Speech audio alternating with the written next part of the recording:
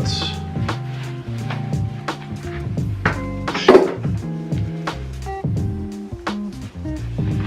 Alright. Yo, what's good YouTube? It's your boy Dante, back with another video. And as you could tell by the title of this video, and also by this whiteboard I got over here, we're going to be talking about progressive overload. Now, I did a video about progressive overload already. So in my past video, I wrote down all my maxes for volume totals and also my 1 rep maxes in my notes. So I'm going to put the revised notes up right now.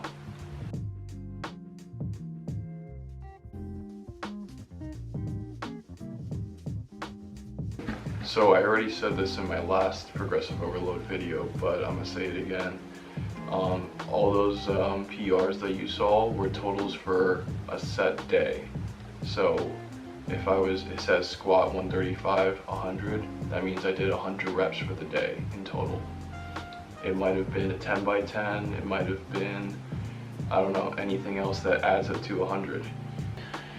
So anyway, I'm done bragging about all the progressive overload gains that I made. Now I'm going to tell you how to make gains using progressive overload in this simple method right here.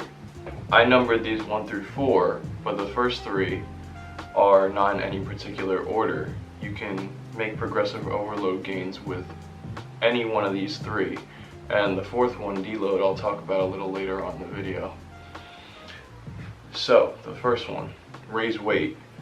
For newbies in the gym, this is really easy to progressively overload this way, because if they're training for strength, they're going to see continuous growth of strength like very easily in the beginning until they get to their base level of strength, and then they'll start leveling off and have to add more volume, have to do more work, have to do more training.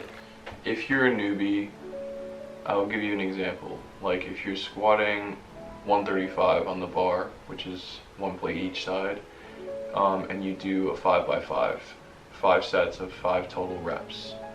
So you'll do your 5 by 5, get 25 total reps for the day. The next time you go in and squat, do 145, 5 by 5. And if you think you can't do it, you won't do it. You know, if you think you can do it, you'll try it. And if you get it, then you'll be proud of yourself. And that's how fitness works. That's how lifting works. But anyway, yeah, if you're a newbie, number 1, raise the weight until it gets extremely difficult, and then you will deload. But I'm not going to talk about deloading yet. We'll wait on that. So for intermediate lifters, once you get to your base level of strength, you're going to want to switch up the amount of reps you do. You're going to want to switch up the weight you do. You want to get more precise. And when you do get more precise, you're going to start working with volume totals. So volume totals are what I have in my notes. So if I have a 135 and then it says 100, that means I did 100 total reps for the day. Now, working with volume totals has a lot more leeway than working with weight totals, because working with weight totals will burn you out a lot quicker. Now, with volume totals, you can, let's say, do 185 for 25 reps on bench. And then the next day, or not the next day you bench, you do 26 reps total with the same weight. So you're not raising the weight, but you raised it 1 more rep, and that's not that much more difficult, but it's still progressively overloading. All your intermediate lifters, you go experiment with those volume totals and let me know what kind of progress you make in the comments below.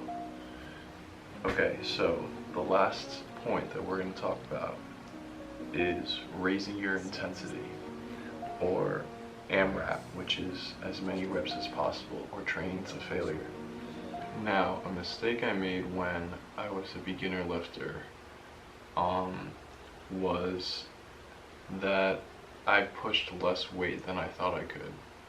So yeah, intensity is very important reps, and it's really good to push yourself because you won't know your own genetic potential or your genetic capabilities if you don't try, you know? If you try harder than anybody else and if you work harder than everybody else, then you're gonna make more gains than everybody else, despite bad genetics, despite everything, you know? So just work hard and you'll get the results. Alright guys, so I'm gonna talk about deloading really quick. And deloading has to deal with all three of these.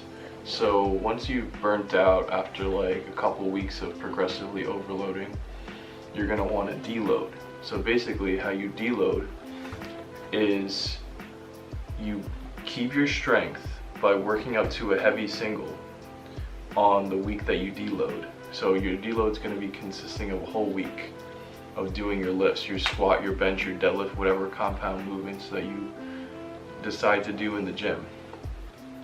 But whatever level of strength that you're at, you're going to work up to a heavy single, which is close to that PR, but not exactly that PR, something that you can work with for an extra rep, like an RPE 9. So that's how you keep your strength without taxing your body too much. And then right after you deload that week, you can get right back into progressively overloading, right back into working with those total volume reps, working with that raise weight, that raise intensity, all that.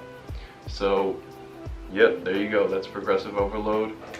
I hope you learned something from this video, maybe got motivated from this video, I don't know. But if you did, then comment, be like, yo, it's good, Dante. And thanks for watching, guys. Peace.